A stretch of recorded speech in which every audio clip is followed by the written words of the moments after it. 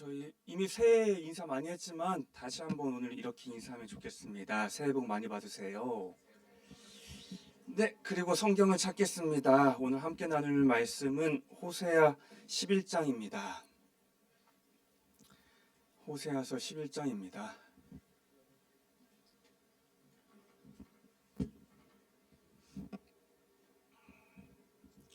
호세아서 11장 1절부터 9절까지인데요. 저랑 한 절씩 교독하고 9절은 우리가 같이 읽도록 하겠습니다. 제가 먼저 1절을 읽겠습니다. 이스라엘이 어렸을 때에 내가 사랑하여 내 아들을 애굽에서 불러냈거늘 선지자들이 그들을 부를수록 그들은 점점 멀리하고 바알들에게 제사하며 아루새긴 우상 앞에 분향하여 그러나 내가 에브라임에게 걸음을 가르치고 내 팔로 안았음에도 내가 그들을 고치는 줄을 그들은 알지 못하였도다. 내가 사람의 줄 곧 사랑의 줄로 그들을 이끌었고 그들에게 대하여 그 목에서 멍에를 벗기는 자 같이 되었으며 그들 앞에 먹을 것을 두었노라. 그들은 애굽 땅으로 되돌아가지 못하겠거늘 내게 돌아오기를 싫어하니 아수르 사람이 그 임금이 될 것이라. 칼이 그들의 성읍들을 치며 빗장을 깨뜨려 없이 하리니 이는 그들의 계책으로 말미암음이니라. 내 백성이 끝끝내 내게서 물러가나니 비록 그들을 불러 위에 계신 이에게로 돌아오라 할지라도 일어나는 자가 하나도 없도다.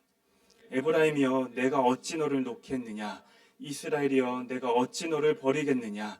내가 어찌 너를 아드마같이 놓겠느냐. 어찌 너를 스보임같이 두겠느냐. 내 마음이 내 속에서 돌이켜 나의 긍휼이 온전히 불붙듯 갇히겠습니다. 내가 나의 맹렬한 진노를 나타내지 아니하며 내가 다시는 에브라임을 멸하지 아니하리니 이는 내가 하나님이요 사람이 아님이라. 내 가운데 있는 거룩한 이니 진노함으로 내게 임하지 아니하리라. 아멘. 저희가 한 달 동안 지금 포스트잇이라는 주제로 설교를 나누고 있고요. 오늘이 이제 마지막입니다. 너무 아쉬운 것은요. 제가 지난주 사무실 담당이었어요. 그래서 배짱이 오래 없었는데요. 저도 여기 있었으면 정말로 마음을 다해서 우성 목사님을 야유하고 비난할 수 있었거든요. 자신 있었는데 그거를 제가 못해가지고 언젠가 또 그런 기회가 왔으면 좋겠습니다. 오늘은요. 우리가 이미 잘 알고 있는 되게 뻔한 이야기를 나눠보려고 하는데요. 바로 우리를 향한 하나님의 사랑에 관한 이야기입니다. 한 3년쯤 된 것 같은데요. 그쯤에 제가 되게 흥미있게 읽었던 책 중에 하나가 그 서울대 심리학과 최인철 교수님이 쓴 프레임이라는 책이었거든요. 그 책을 보면 그분은 이제 철학적으로 프레임을 이렇게 정의하고 있어요. 프레임은 우리가 세상을 바라보는 마음의 창이다. 이렇게 말을 합니다. 우리 인간이라는 존재는요. 지금껏 자라면서 살면서 경험되고 학습된 것들로 각자의 프레임이 만들어져 있다는 거예요. 그리고 우리가 이제 그 프레임을 통해서 그 창을 통해서 세상을 바라보게 된다는 거죠. 그래서 동일한 상황, 동일한 대상을 바라보더라도요. 서로가 가지고 있는 그 프레임이 다르기 때문에 그것에 대한 이해와 수용의 정도가 다 다를 수밖에 없다는 거예요. 그리고 이렇게 만들어진 프레임이요. 우리와 하나님과의 관계에서도 적용이 된다는 겁니다. 한번 생각해 봅시다. 지금껏 우리가 성경을 통해서 듣고 보고 배웠던 하나님과 우리와의 관계는 어떤 게 있습니까? 예를 들면 창조주와 피조물이죠. 또 왕과 백성이에요. 또 목자와 양이고요. 신랑과 신부입니다. 그리고 또 뭐가 있냐면 아버지와 자녀입니다. 특별히 많은 순간 우리가 우리를 향한 하나님의 사랑에 관해서 이야기할 때는요. 우리가 아버지와 자녀의 관계를 통해 이야기를 하게 되는데요. 문제는 각자의 삶에서 이미 만들어져 있는 그 아버지라는 프레임 때문에요. 이 성경이 말하고 있는 하나님 아버지를 온전히 받아들이지 못하는 경우가 너무 많다는 거예요. 왜냐하면요. 내가 경험한 아버지는요. 나를 있는 그대로 사랑해 주지 않았거든요. 내가 경험한 아버지는요. 나의 잘못을 쉽게 용서하는 분이 아니었어요. 내가 경험한 아버지는요. 따스함보다는 두려운 존재였고요. 내가 경험한 아버지는요. 끊임없이 나에게 상처와 아픔을 주는 존재였어요. 그래서 내가 경험한 아버지는요. 아버지의 사랑을 기대하기보다는 오히려 원망과 두려움의 대상이었기 때문입니다. 그렇게 만들어진 프레임으로 하나님 아버지 또한 우리가 바라보게 되니까요, 도무지 그 사랑을 받아들이기가 너무 어려운 거예요. 여러분은 어떠십니까? 우리를 향한 그 하나님의 사랑을 마음껏 누리고 계십니까? 그 사랑을 내가 마땅히 누릴 수 있는 존재로, 그런 관계로 삶을 살아가고 계십니까? 지금은 우리 우성 목사님이 그 상담을 공부하고 계시잖아요. 저도 한 5년 전쯤에 이제 끝냈었는데, 그때 대학원의 상담을 공부할 때 공교롭게 그때 우리 사회에 되게 유행했던 게 관계에 관한 이야기였어요. 관계. 그 서점을 가면요, 그 베스트셀러를 모아놓는 그 선반에 가면 온통 관계로 관련된 책들이 가득하던 시절이었습니다. 아마 들어보셨을 겁니다. 미움받을 용기라는 책 들어보셨죠? 아들러라는 심리학자가 쓴 책이에요. 거기를 보면 이런 이야기를 합니다. 우리의 모든 고민은 인간관계로부터 시작된다. 그리고 이것에 관한 해결책도 되게 분명하게 말을 해요. 우리가 타인을 바꾸는 것은 불가능하기 때문에 우리 스스로를 바꿔야 한다. 그 사람이 말하는 건 이런 거예요. 우리가 겪고 있는 관계의 문제를 해결하기 위해서는 그 방법이 유일하게 하나 있는데, 그것은 네가 너를 바꾸는 거다. 그쯤에 읽었던 또 다른 관계에 관련된 책은요, 독일 여성 상담학자가 쓴 책인데 제목이 이겁니다. 너는 나에게 상처 줄 수 없다. 그 책에는 이런 말을 해요. 우리는 관계에서 상처받을 만한 상황을 피할 수도 없고 사라지게 할 수도 없다. 우리가 할 수 있는 유일한 것은 마주하는 상처를 이겨낼 힘을 기르는 것뿐이다. 관계에서 맞는 그 상처를 스스로 극복할 힘을 기르는 게 우리가 할 수 있는 유일한 대안이라고 말하는 거예요. 그 또 하나의 책은 이런 책이었어요. 되게 유명한 책이래요. 세계적으로 관계 수업이라는 책인데요. 데이비드 번지라고 스탠포드대 교수인데 인간 행동 치료의 권위자래요. 그분은 책을 시작을 이렇게 시작해요.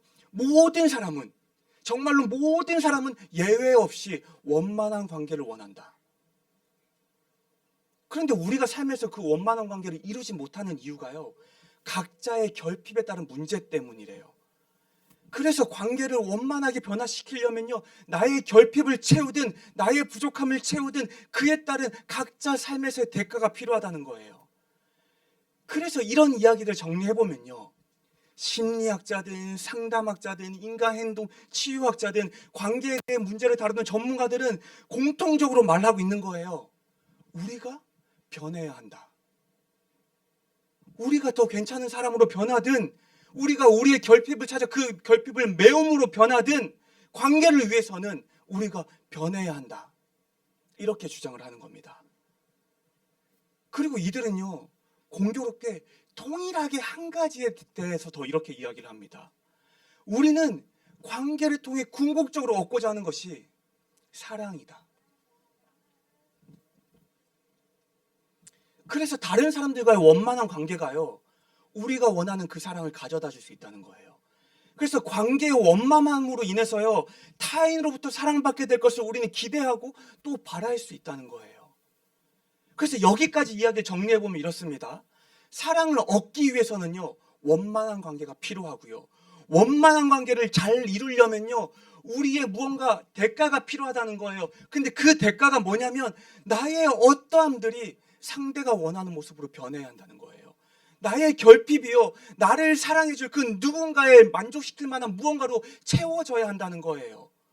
그래서 결국에 우리가 누군가의 사랑을 받고자 한다면요, 반드시 스스로의 변화가 필요하다는 겁니다.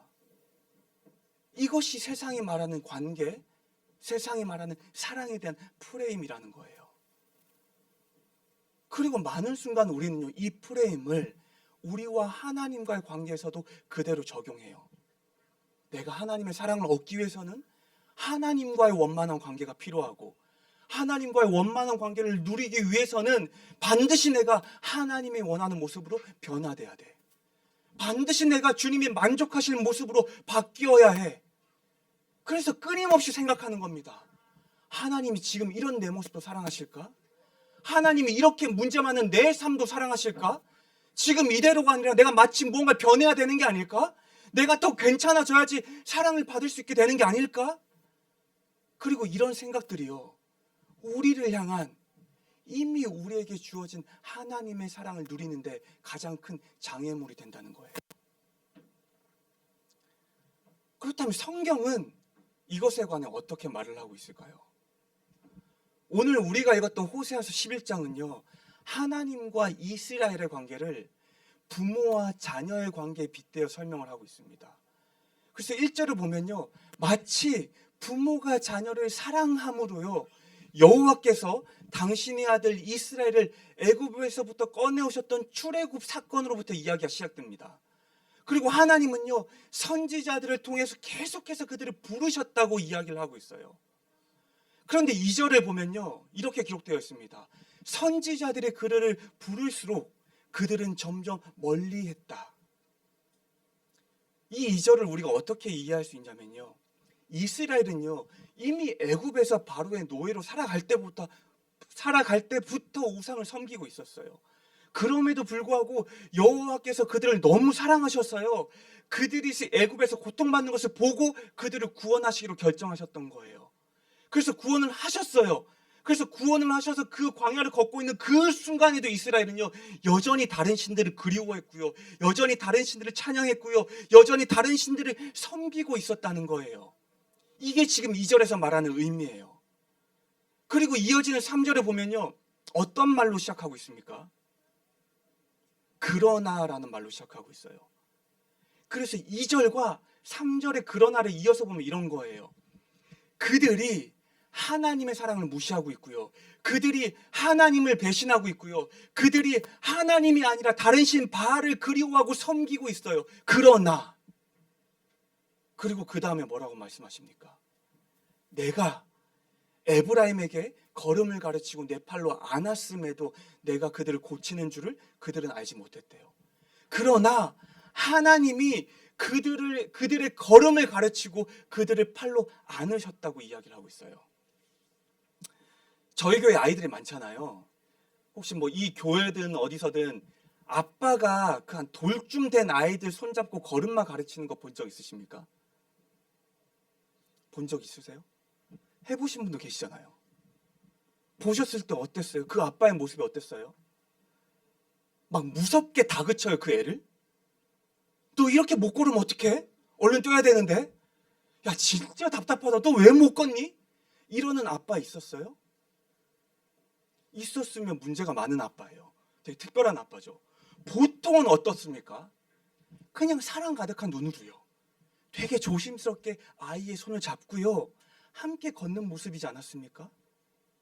마찬가지로요, 하나님도 당신의 아들을 그렇게 사랑하신다는 거예요. 사랑 가득함으로요, 아이의 걸음마를 가르쳐주는 부모의 모습처럼요, 그것이 이스라엘을 향한 하나님의 사랑임을 지금 말씀하고 있는 겁니다. 그런데 문제는요, 여전히 이들은 하나님의 사랑을 깨닫지 못하고 있대요. 그리고 또 4절을 보면요, 사실 우리가 읽었던 이 개역개정의 4절보다 새 번역의 번역이 조금 더 원문의 문자에 맞춰서 잘 해석하고 있는데, 제가 읽어보면 이렇습니다. 4절은 나는 인정의 끈과 사랑의 띠로 그들을 묶어서 업고 다녔으며 그들의 목에서 멍에를 벗기고 가슴을 헤쳐 젖을 물렸다. 그래서 이 4절은요, 하나님의 사랑을요, 이번에는 마치 엄마가 사랑 가득함으로 자신의 아이를 포대기로 뒤로 업고 있는 모습으로 지금 말하고 있는 거예요. 그리고 또 너무 사랑하는 자신의 아이에게요, 기쁨으로 젖을 물리는 것과 같다고 말하고 있는 겁니다. 그래서 지금 3절과 4절을 통해 말씀하고 있는 것은요, 이스라엘 백성들은요, 여전히 하나님을 배신하고 다른 신을 섬기고 있는데요, 그럼에도 불구하고 하나님은 이들을 너무 사랑하신다는 거예요. 마치 아이에게 걸음마를 가르치는 아빠처럼요, 마치 아이에게 젖을 물리는 엄마처럼요, 하나님도 당신의 자녀 이스라엘을요, 그렇게 사랑하신다는 겁니다. 그런데 5절부터 7절까지를 보면요, 하나님의 이런 사랑에도 불구하고 이스라엘은 여전히 그 사랑에 반응하지 않는다고 말해요. 오히려 하나님께 돌아가기를 더 싫어한다고 말을 합니다. 우리가 때로는요, 자녀의 잘못을 가르쳐주고 고쳐주기 위해서 어쩔 수 없이 자녀들을 혼내는 것처럼요, 이스라엘에게도요, 지금 하나님의 심판이라는 것이 필요해 보이는 순간입니다. 이 심판만이 그들을 이 죄로부터 돌이키게 할 마지막 방법인 거예요. 그리고 전에는 그 심판이 애굽의 노예였다면요, 이제는 아수르의 노예가 되는 방법이 남아 있었다는 거예요. 사실 우리가 아까 말했던 것처럼 하나님과 이스라엘의 관계를요, 왕과 백성의 관계로 바라보면요, 어쩌면 이 심판은 너무 당연한 일일 거예요. 그들이 왕이신 하나님의 사랑을 끊임없이 외면하고요, 끊임없이 왕이신 하나님이 아니라 다른 왕, 다른 신을 섬기고 계속해서 배신하고 끝끝내 돌이키지 않는다면요, 왕으로서 이런 심판은 마땅할 수 있다는 거예요. 그리고 아까 우리가 말했던 신랑과 신부에서의 관계에서도 마땅하다는 겁니다. 성경은 많은 순간 우상 숭배의 죄를요, 가늠했다고 말을 해요. 오늘날 우리가 더 이해하기 쉬운 말로 바꿔본다면요, 바람을 피웠다는 겁니다. 한번 생각해 봅시다. 만약에 여러분의 이성 친구가요, 여러분의 남편이요, 여러분의 아내가요, 다른 누군가와 바람을 피웠다면 어떻게 하실 겁니까? 서로 바라보지는 마요. 뭐 그렇게까지 진지하게는 아니니까. 어떻게 하실 겁니까? 심지어 한 번이 아니에요. 우리가 용서하고 용서했는데도 계속 바람을 피우는 거예요. 어떻게 하시겠습니까? 우리가 하나님은 아니니까요, 우리가 원하는 방법대로 심판할 수는 없을 거예요. 그런데 최소한 내 삶에서 그 사람을 끊어낼 수는 있겠죠. 내 사랑에서 그 사람을 끊어낼 수는 있을 겁니다. 하나님도요, 지금 이스라엘에게 충분히 그러실 수 있는 상황이었다는 거예요. 그래? 이 정도면 나도 너 그만 사랑할게. 그래? 이 정도면 나도 너 이제 포기할게. 그래? 이 정도면 그냥 심판하고 내가 끝내버릴게. 그런데 우리가 오늘 살펴본 본문 8절을 보면요, 하나님은 뭐라고 말씀하고 계십니까? 이렇게 말씀하세요. 에브라임이여, 내가 어찌 너를 놓겠느냐? 이스라엘이여, 내가 어찌 너를 버리겠느냐? 내가 어찌 너를 아드마같이 놓겠느냐? 어찌 너를 수보임같이 두겠느냐? 내 마음이 내 속에서 돌이키어 나의 긍휼이 온전히 불붙듯 하다. 먼저 여기서 말씀하셨던 아드마와 스보임은요, 창세기 19장에 나오는 소돔과 고모라와 같은 지역을 말하는 거예요. 들어보셨습니까? 소돔과 고모라? 어떤 도시였습니까? 도무지 끊이지 않고 돌이키지 않는 삶의 죄악 때문에요. 도무지 돌이키지 않는 그들의 악함 때문에요, 하나님의 심판으로 멸망했던 곳이었어요. 그러니까 지금 여호와의 말씀은 이런 거예요. 이스라엘아, 너희가 소돔과 고모라처럼 돌이킬 수 없는 죄악 가운데 있을지라도, 그래서 네가 마땅히 나의 진노를 받아서 그렇게 멸망해야 할지라도 내 안에 너를 사랑하는 마음이 너무나도 크고 가득하기 때문에 차마 내가 너를 심판할 수가 없다. 내 안에 너를 향한 사랑의 크기가 너무 크기 때문에 결코 너를 향한 이 사랑을 내가 포기할 수가 없다. 지금 여호와께서는요, 이스라엘을 향한 당신의 마음이 어떠하신지를요, 당신의 자녀를 향한 하나님 아버지의 마음이 어떠하신지를요, 너무나도 명확하고 또 선명하게 말씀하고 계시는 거예요. 뭐라고 말씀하시는 겁니까? 여호와께서 그들을 너무 사랑하신다고요. 그리고 이어서 마지막 구절을 보면 이렇게도 말씀하세요. 내가 나의 맹렬한 진노를 나타내지 아니하며 내가 다시는 에브라임을 멸하지 아니하리니 이는 내가 하나님이요 사람이 아님이라. 내 가운데는 거룩한 이니 진노함으로 내게 임하지 아니하리라. 다시는 사랑이 아닌 진노함으로요, 당신의 자녀 이스라엘에게 임하지 않겠다고 말씀하세요. 그리고 이 말씀을 하고 있는 지금 여호와라는 존재가요, 사람이 아니라 하나님이라고 명확하게 말씀하고 있는 겁니다. 이것이 지금 어떤 의미냐면요, 우리 사람이라는 존재는요, 언제나 우리가 정한 생각과 결정이 바뀔 수 있는 존재죠. 비록 우리는 바뀌지 않을 거라고 말하고, 비록 우리는 바뀌지 않겠다고 약속하지만요, 우리는 그 말과 약속을 완전하게 완벽하게 지켜낼 수 있는 존재는 아니라는 거예요. 그런데 하나님은요, 다르시잖아요. 당신이 하신 말씀을요, 말씀 그대로 지켜내실 수 있는 분이시잖아요. 그래서 지금 9절에서는요, 하나님이시기에 가능한 사랑에 대해 말씀하시는 거예요. 나는 변하지 않으므로 언제나 너를 사랑하겠다. 이스라엘의 모습이 어떻든지요. 그래서 그들이요, 하나님과의 관계를 끊어버리고 더 멀리 달아날지라도요, 그들을 향한 하나님의 사랑은 결코 변하지 않을 것임을 지금 말씀하신 거예요. 그리고 그 이유는 너무나도 간단합니다. 그들이 하나님의 자녀이기 때문이에요. 하나님이 그들의 아버지시기 때문이에요. 오직 그 이유 하나만으로요, 변함없는 하나님의 사랑을 영원토록 이스라엘이 누릴 수 있다는 겁니다.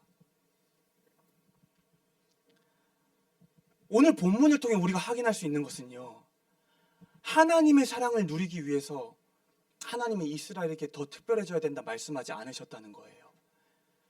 그들에게 이 사랑을 누리기 위한 다른 어떤 조건이 필요하다고 말씀하지 않으셨다는 겁니다. 하나님 보시기에 부족한 무언가를 그들이 삶에서 채워야 한다고도 말씀하지 않으셨어요. 심지어 지금 삶에 가득한 죄악들로부터 돌이켜야 한다고도 말씀하지 않으셨습니다. 왜냐하면요, 하나님 스스로가 결코 포기할 수 없을 만큼 당신의 자녀들을 이미 너무나도 사랑하시기 때문이에요. 그들이 어떤 모습이든 어떤 삶을 살아가고 있든 그들의 죄가 얼마나 크고 얼마나 깊고 얼마나 넓든 주께서는 사랑하기로 결정하셨다는 겁니다. 주께서는 당신의 자녀인 이스라엘을요, 그들의 어떠함과는 무관하게요, 영원토록 변함없이 사랑하시겠다, 그렇게 결정하셨다는 겁니다. 그리고 주님의 이 약속은요, 주님의 이 결정은요, 오늘 우리에게도 동일합니다. 우리가 하나님의 사랑을 얻기 위해서 우리 삶에서 더 해야 할 것은 아무것도 없다는 겁니다. 왜냐하면 하나님이 우리를 이미 너무 사랑하시기 때문이에요.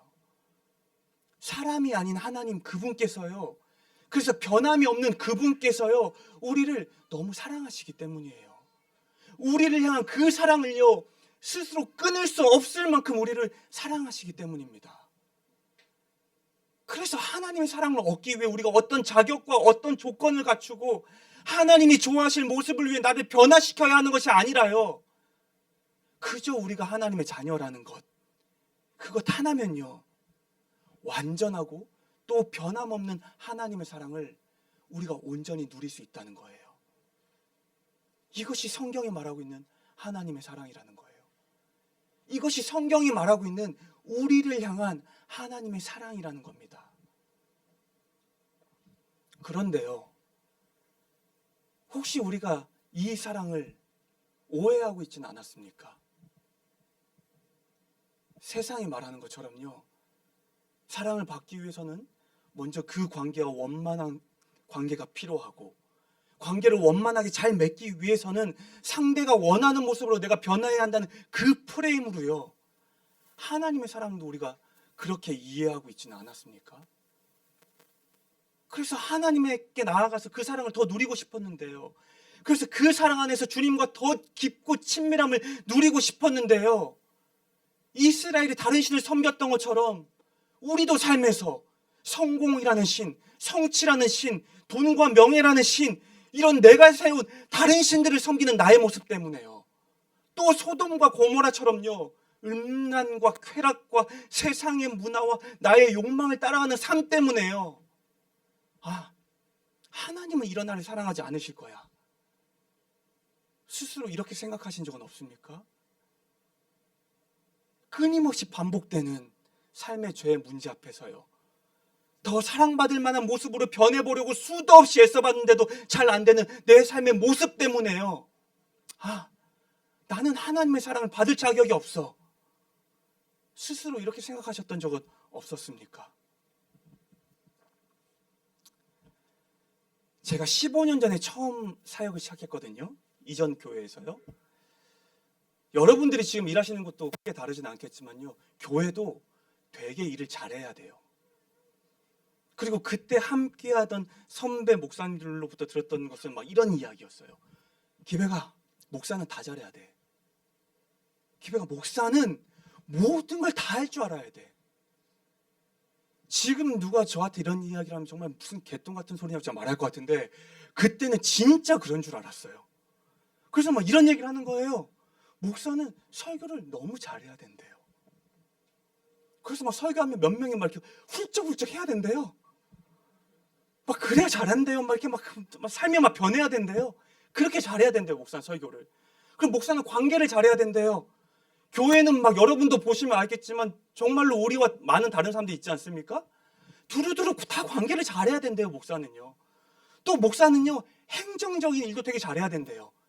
그 교회는 너무 크니까 무슨 이렇게 기획안, 제안서 이런 걸 막 써야 되거든요. 잘 써야 된대요. 또 사역을 할 때 다른 부서와 어떤 그 뭐 조절도 잘 해야 된대요. 그리고 또 목사는요, 되게 뜨거워야 된대요. 그래서 늘 깃발 들고 앞에서 달려야 된대요. 제일 싫었어요. 저는 앞장서는 게 싫어요. 그리고 목사는 이외에도 잘해야 되는 게 너무 많아요. 눈치도 잘 봐야 된대요. 공부도 잘해야 된대요. 자기네를 좋아하는 축구도 잘해야 된대요. 야구도 잘해야 된대요. 심지어 성가대 지휘도 할 줄 알아야 된대요. 막 지금 말아보니까 또 열받는데 자기들은 못했거든요. 설교도 별로였고 뭐 맨날 지들끼리 싸우고 그랬는데 다 잘해야 된대요. 그래서 그때 저는요, 정말로 이걸 그대로 받아들였어요. 그리고 정말로 다 잘하고 싶었어요. 5가지 사랑의 언어라는 거 검사해 보셨어요? 있잖아요. 뭐 스킨십, 시간, 섬김, 선물, 인정. 이 중에 내가 사랑을 표현하는 언어, 받는 언어가 뭔가 검사하는 거잖아요. 그 당시 제 사랑의 언어는요, 압도적으로 인정이었어요. 그래서 이런 것들을요, 제가 정말로 잘하게 되고 사람들의 인정을 받게 되면 마침내 저는 그들의 사랑을 받는 것이라고 생각할 때였습니다. 그래서 잘해야 된다는 강박에 언제나 불안했어요. 언제나 쫓기며 살아왔고요. 언제나 답답했고요. 정말로 돌아보니 모든 순간이 괴로웠어요. 돌아보면 그 시절에 저는요, 정말로 아주 작은 것 하나도 이거는 못할 수 있어, 못해도 돼, 단 한 번도 그렇게 생각해 본 적이 없었던 것 같아요. 내가 이걸 잘 못한다면 사람들은 나를 인정하지 않을 거야. 내가 이걸 잘 못한다면 사람들은 나를 사랑해 주지 않을 거야. 그리고 이런 잘못된 생각이요, 하나님께도 향해 있었어요. 주님이 나에게 맡기신 일을 내가 잘 못한다면 하나님 나를 사랑하지 않으실 거야. 내가 주님의 원함대로 살아가지 못한다면 하나님은 나를 사랑하지 않으실 거야. 그래서 열심히 기도도 했어요. 하나님, 제발 성경이 말하는 그 사랑을 제가 믿게 해달라고, 제 안에 가득 채워달라고. 그러면 그런 기도 가운데 몇 번이고 찾아오셔서 말씀을 주셨어요. 너는 있는 그대로 사랑받기에 충분하다. 내가 지금 이 모습 그대로 너를 사랑한다. 그런데 그런 말씀이요, 잠깐 위로는 돼요. 근데 금세 살다 보면 또 휘발되는 거예요. 왜냐하면 제가 살아가는 세상은요, 그런 사랑을 사랑해주지 않았기 때문이에요. 제가 살아가는 그 공동체에서는요, 그렇게 사랑을 경험해 본 적이 없었기 때문이에요. 그래서 인정받을 만한 존재가 되기 위해서요, 사랑받을 만한 존재가 되기 위해서요, 정말로 최선을 다해 살아갔던 날이었습니다. 그런데 2016년도에요, 저희 시온이가 태어났어요. 그리고 그때 이 프레임이 처음으로 조금씩 바뀌기 시작했어요. 아, 누군가를 있는 그대로 사랑하는 게 가능하구나. 아, 그렇다면 누군가에게 나도 있는 그대로 사랑받을 수 있겠구나. 지금은 저희 둘째가 6살이거든요. 이제는 제가 필요할 때 제 심부름도 해주고 그래요. 뭐 물 좀 갖다 줘, 가서 엄마 좀 깨워. 그럼 아무튼 뭐 그 정도는 좀 해요. 근데 불과 한 3년 전으로만 돌아가 보면요, 3년 전에 그 아이를 기능적으로 판단해 보면요, 정말로 제 인생에 전혀 쓸모없는 애였어요. 생각해 보세요. 2살, 3살짜리 애가 뭘 하겠어요? 뭘 잘하겠어요? 그냥 하루 종일 먹고 울고 자고 찡얼거리고 그게 다예요. 아무런 쓸모가 없어요. 그냥 제 시간과 제 마음과 제 돈과 제 에너지만 계속 가져다 쓰는 존재였어요. 근데 돌아보면요, 저는 정말로 단 한 번도 저희 아이를 그런 시선으로 바라본 적은 없습니다. 이번 달에 네가 내 돈을 얼마만큼 썼으니까 넌 이만큼 뭔가를 해놔야 나한테 사랑받을 만한 존재야. 내가 널 위해 이만큼 수고했으니까 너도 그에 대해서 이만큼 뭔가를 해야 내가 너를 사랑해 줄 거야. 내 만족을 채우고 내 원함을 채워야 너는 나에게 사랑을 받을 수 있을 거야. 저는 단 한 번도 그렇게 생각해 본 적이 없다는 거예요. 그냥 제 아이라는 것. 그 이유 하나면 제게 사랑받기 충분한 존재였습니다. 다른 무언가가 더 필요가 없었어요. 그것만으로 제가 사랑하기에 충분한 존재들이었어요. 그리고 하나님과 우리와의 관계, 우리를 향한 그분의 사랑 또한 동일하다는 겁니다. 그분은 언제나 변함없이 또 조건 없이 우리를 사랑하시는 우리의 아버지시고요. 우리는요, 어떤 자격도 필요 없이 그분의 사랑을 받기에 충분한 그분의 자녀들이라는 거예요. 그래서 주의 사랑을 받기 위해 굳이 우리의 부족함을 채워야 하지도 않고요.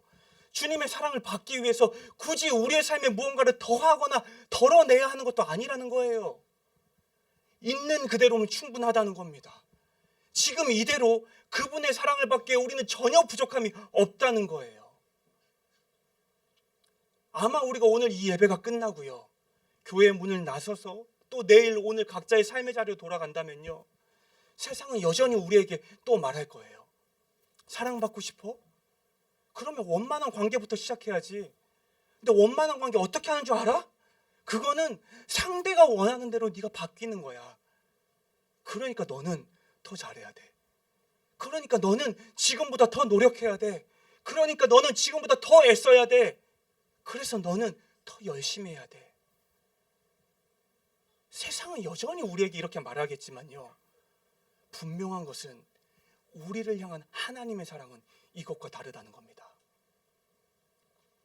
사랑하는 여러분, 오늘 성경은요, 너무나도 분명하고 선명하고 또렷하게 우리를 향한 하나님의 사랑에 대해 말하고 있습니다. 하나님은 사랑은요, 우리에게 아무런 변화도 아무런 대가도 요구하지 않으신다는 거예요. 우리를 향한 하나님의 사랑은요, 영원 전부터 영원까지 그 모습 그대로 변함없을 거라 우리에게 약속하셨다는 거예요. 그러니까 더 이상 이 사랑이요, 나의 어떠함으로 인해서 나에게 주어지지 않거나 나를 떠날 거라 두려워하지 않으셔도 된다는 겁니다. 왜냐하면 우리를 향한 하나님의 사랑은요, 완벽한 사랑이기 때문입니다. 완벽이라는 말의 의미가 뭡니까? 거기에 무언가를 더할 것도 덜어낼 것도 없다는 거예요. 그게 완벽입니다. 그래서 우리를 향한 하나님의 사랑은 완벽하시기 때문에요, 우리의 어떤 때문에 우리가 그분의 사랑을 더 받을 수 있는 것도 아니고 덜 받을 수 있는 것도 아니라는 거예요. 그저 우리가 그분의 자녀라는 것 때문에요, 그분의 변함없고 완벽한 사랑을 받을 자격이 이미 우리는 완벽하게 갖추고 있다는 겁니다. 그러니 더 이상 이 사랑을 의심하지 않아도 된다는 거예요. 더 이상 이 사랑이 내 삶에서 떠날까 두려워하지 않아도 된다는 거예요. 왜냐하면 이미 하나님의 사랑은 우리에게 완벽하게 주어졌기 때문이에요. 그저 우리는요, 주어진 그 사랑을 마음껏 누리며 살아가면 된다는 겁니다. 그렇다면 우리는 그 사랑을 어떻게 누리며 살아갈 수 있을까요? 요거만 이야기하고 마치려고 합니다. 자꾸 요즘에 제가 설교할 때 러닝 얘기를 하는 것 같아 좀 민망하긴 한데요, 제 삶에 특별한 이벤트가 그거밖에 없어요. 그거밖에 할 얘기가 없더라고요. 사실 제가 이걸 시작한 것은요, 뭐 러닝이 재밌어 보여서 한 것도 아니고 지금도 재미가 없어요. 그리고 뭐 건강의 이슈 때문에 시작한 것도 아니고요, 그냥 제 안이 너무 답답했어요. 마음이 너무 답답하고 머릿속에 생각들이 막 가득 차 있어서요, 그것들로부터 삶을 환기시키기 위해서 시작한 게 러닝이었습니다. 그래서 그냥 뛰면서 기도하는 거예요. 뛰면서 하나님 앞에 그냥 막 묻는 거예요. 근데 지난 몇 달 동안 제가 러닝을 하고 돌아와서 일기 쓴 걸 보면요, 제가 가장 자주 가장 많이 물었던 질문은 이거였어요. 하나님, 저 사랑하십니까? 하나님, 제가 사랑받기에 충분할까요? 왜냐하면 오늘도 지금 이 순간도 이 주제로 설교를 하고 있지만요, 저도 스스로의 삶을 바라볼 때면요, 자주 이 사랑이 의심되거든요. 내가 이렇게 사랑하는데도 사랑하실까? 내가 이렇게 부족한데도 사랑받을 만할까? 내 삶에 이런 일이 생겼는데도 나를 사랑하시는 게 맞을까? 그래서 그럴 때마다 뛰면서 묻는 거예요. 사랑하십니까? 제가 사랑받을 만할까요? 근데 정말로 신기한 게요, 거의 물을 때마다 다 답을 주셨던 것 같아요. 어떤 날은 하늘을 나는 철새를 통해 답 주신 적도 있고요. 어떤 날은 한강에 떠있는 오리를 통해 답 주신 적도 있고요. 어떤 날은 신발끈을 묶는다고 앉았던 그 앞에 있는 풀을 보면서 답을 주셨던 적도 있고요. 어떤 날은요, 한강에서 불법으로 낚시하는 어르신들의 뒷모습을 통해 답을 주신 적도 있어요. 다 답을 주세요. 제가 물을 때면 언제나 말씀해 주셨어요. 그럼 내가 너 사랑하지. 그럼 너는 언제나 내 사랑을 받기에 충분한 나의 아들이지. 우리가 부부나 연인 사이에서요, 당신 나 사랑해? 여보 나 사랑해? 이 질문은요, 날 향한 상대방의 사랑이 의심될 때마다 묻기는 좀 어려움이 있어요. 매번 물을 수는 없잖아요. 그럼 관계가 더 나빠질 수 있잖아요. 근데 하나님은 아니에요. 우리가 물으면요, 언제나 답하십니다. 마치 기다리셨다는 듯이요. 우리가 물으면요, 언제나 답을 해주세요. 당신의 기쁨으로요. 왜냐하면 하나님은요, 성경이 말하는 것처럼요, 당신이란 존재를 우리에게 알리시기를 너무나도 기뻐하고 너무나도 원하시기 때문이에요. 당신이 우리를 얼마나 사랑하시는지를요, 우리에게 끊임없이 알리고자 하시는 분이 바로 우리의 하나님이시기 때문입니다. 그래서요, 살면서 또 이 사랑에 의심이 생기면요, 살면서 또 이 사랑에 대한 스스로의 믿음이 흔들리게 된다면요, 언제고 주저없이 주님께 물어보세요. 주님, 저 사랑하십니까? 주님, 이런 제가 사랑받을 자격이 있습니까? 만약 이 말 하는 게 너무 부끄러우면요, 기도학교에서 배운 거 있잖아요. 주님, 제가 여기 있습니다. 그러면 주님 답해 주실 거예요. 그럼 내가 너 너무 사랑하지. 그럼 내가 너 엄청 사랑하지. 그럼 여전히 변함없이 내가 너를 사랑하지. 올 한 해 그 무엇보다 우리 모두의 삶에서 이 하나님의 사랑을 마음껏 누릴 수 있기를 진심으로 축복합니다. 마지막으로 저를 따라 이렇게 같이 고백해 보면 좋겠는데요. 지금 주일학교 느낌이에요. 따라해 보시면 돼요. 하나님은 나를 완벽하고 또 변함없이 사랑하신다. 하나님은 나를 지금 이 모습 그대로 사랑하신다. 아멘이십니까? 우리 같이 찬양하고 또 기도하겠습니다.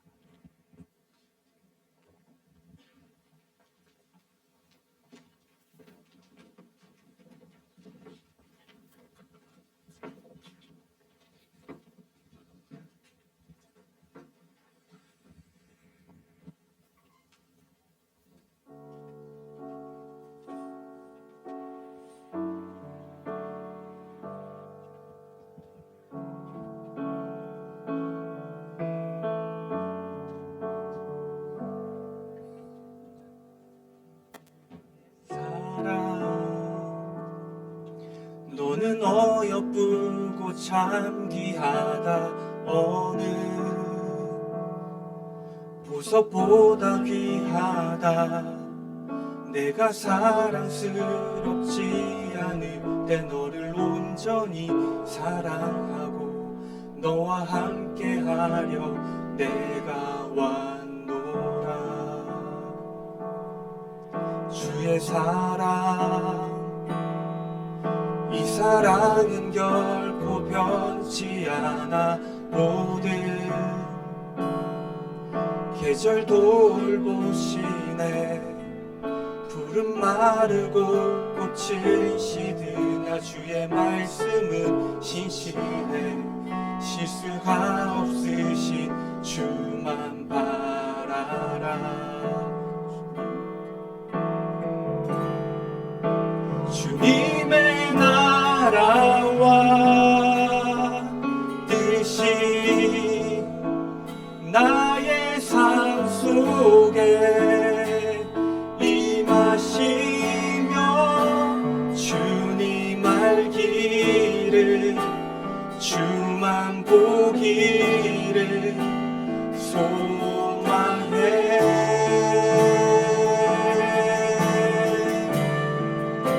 거룩히 살아갈 힘과 두려움없는 믿음 주신 나의 하나님, 완전한 사랑 찬양해. 다시 한번 처음부터 찬양하겠습니다. 나의 사랑 너는 어여쁘고 참귀하다. 어느 보석보다 귀하다. 내가 사랑스럽지 않을 때 너를 온전히 사랑하고 너와 함께하려 내가 왔노라. 주의 사랑, 주의 사랑, 이 사랑은 결코 변치 않아. 모든 계절 돌보시네. 푸른 마르고 꽃은 시들다. 주의 말씀은 진실해. 실수가 없으신 주만 바라라. 주님의 나라와 뜻이 나의 삶 속에 임하시며 주님 알기를 주만 보기를 소망해.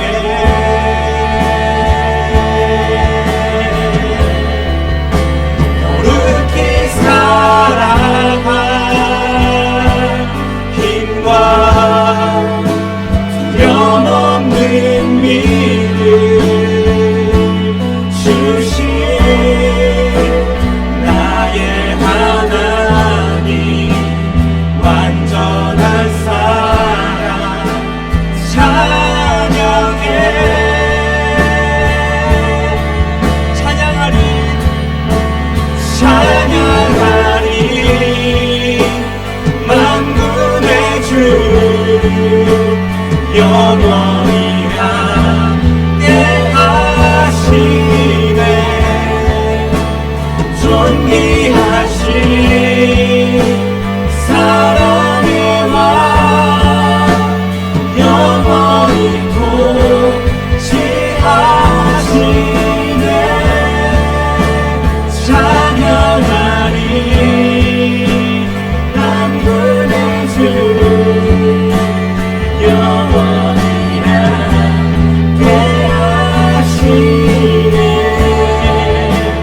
존귀하신 사랑의 왕 영원히 통치하시네. 찬양하리, 찬양하리. 만군의 주 영원히 함께하시네. 존귀하신 사랑의 왕 영원히 통치하시네. 주님의 나라와 뜻이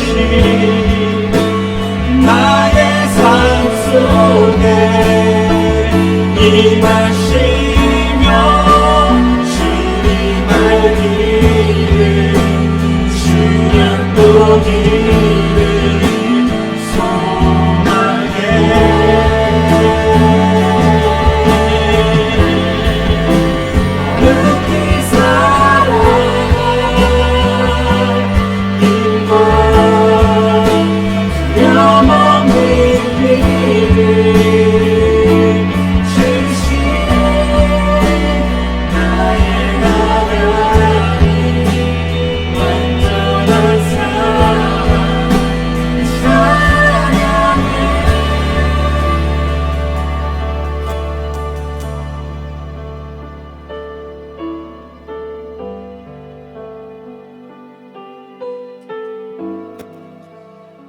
오늘 우리가 나눴던 이 본문 말고도요, 성경을 보면 끊임없이 또 동일하게 말씀하고 계시는 것이 하나님은 우리를 사랑하신다는 겁니다. 우리의 어떠함 때문에 우리를 사랑하시는 것이 아니라요, 우리가 무언가를 했기 때문에 사랑하시는 것이 아니라요, 우리가 무언가를 안 했기 때문에 사랑하시는 게 아니라요, 그냥 우리가 그분의 자녀이기 때문에요. 우리가 그분의 딸이고 그분의 아들이고 그분이 택하신 자녀이기 때문에 하나님은 언제나 변함없이 완벽하게 우리를 사랑한다고 끊임없이 말씀하고 계십니다. 이 시간 우리가 먼저 기도할 때는요, 하나님이 말씀하시는 우리를 향하신 그 사랑을 우리가 머리로 또 마음으로 삶으로 온전히 받아들이게 하여 주십시오.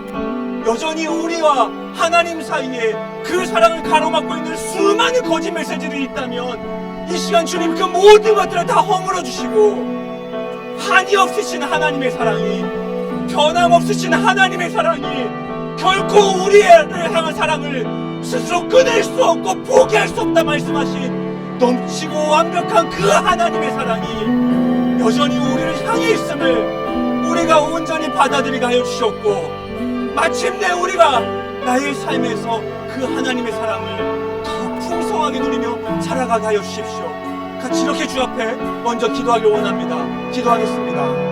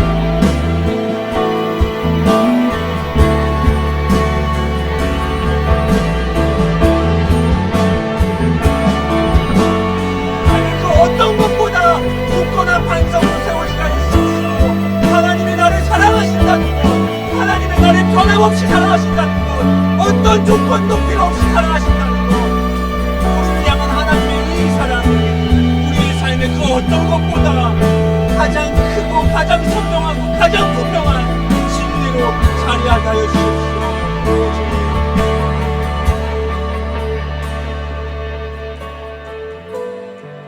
이어서 기도할 때는요, 혹시 각자의 삶 가운데 우리의 삶의 주변에 하나님의 이 사랑이 필요한 누군가가 있습니까?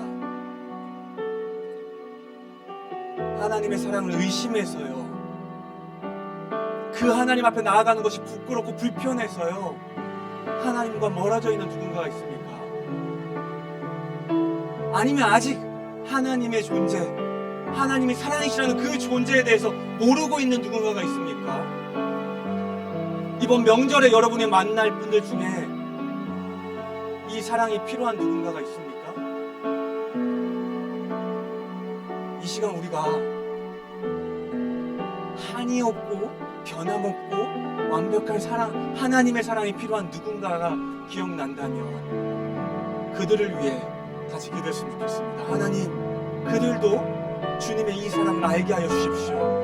하나님, 그들도 주님의 이 완벽한 사랑을 삶에서 누리고 경험하게 하여 주십시오. 같이 이렇게 다시 한번 기도하길 원합니다. 기도하겠습니다. 오, 주님.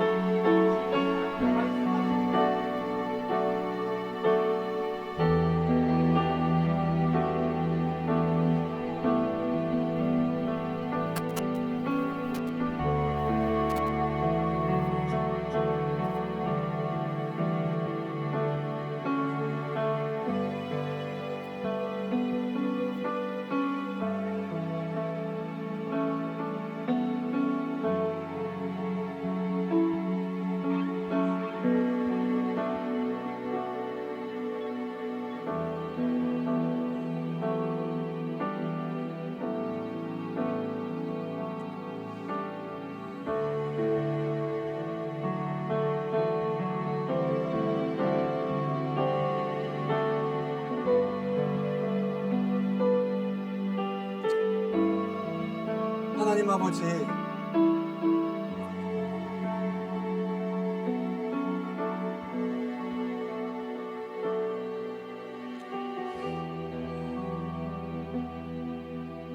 하나님이 우리를 사랑하신다는 이야기, 하나님은 우리를 변함없이 사랑하신다는 이 이야기, 하나님은 우리의 어떠함에도 불구하고 우리를 포기치 않고 끝까지 사랑하신다는 이 이야기,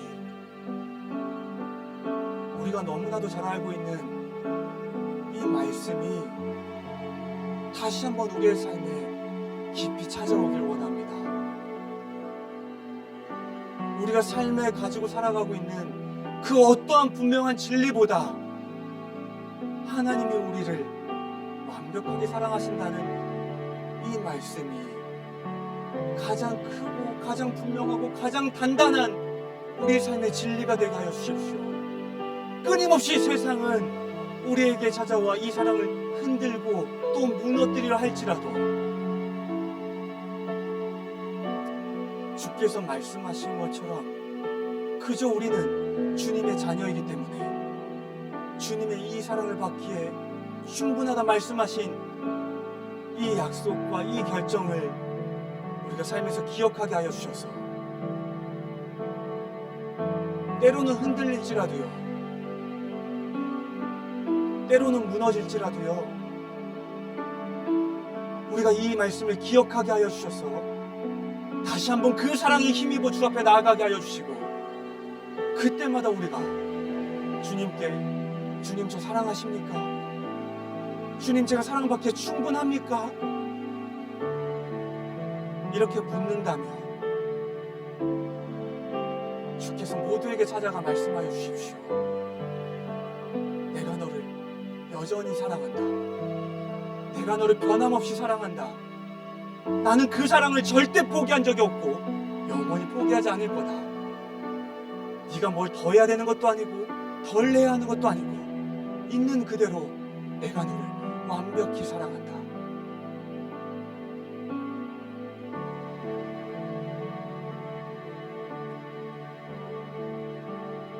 우리가 그 사랑을 삶에서 끊임없이 기억함으로 모든 순간 그 사랑을 깊이 누리고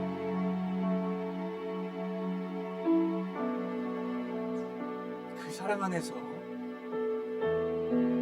참된 평안을 누리며 살아갈 수 있도록 주님 인도하여 주십시오. 감사드립니다. 주님, 이 모든 말씀 사랑이시고 또 살아계신 예수님 이름으로 기도드렸습니다.